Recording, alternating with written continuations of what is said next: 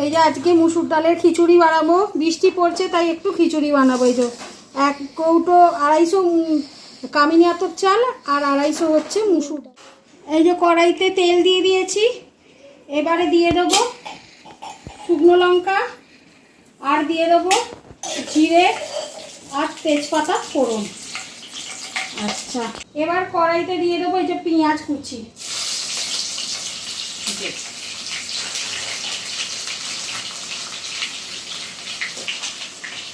পেঁয়াজটা একটু ভাজা ভাজা করব।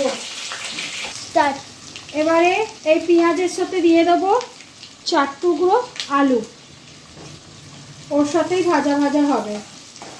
দিয়ে দেবো এতে লঙ্কা গুঁড়ো,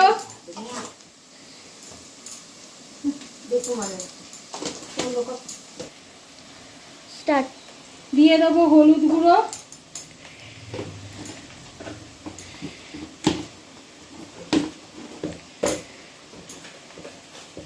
পরিমাণ মতো নুন, আর দিয়ে দেবো চিনি।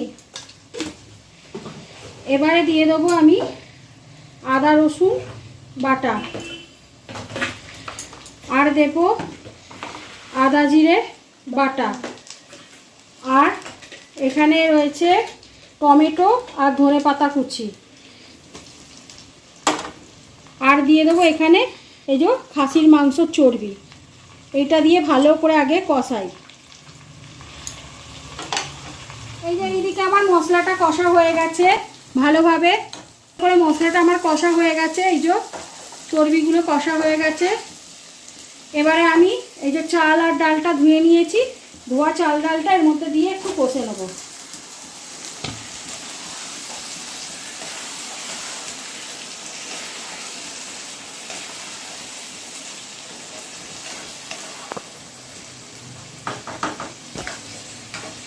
এবারে আমি এর মধ্যে পরিমাণ মতো জল দিয়ে দেবো।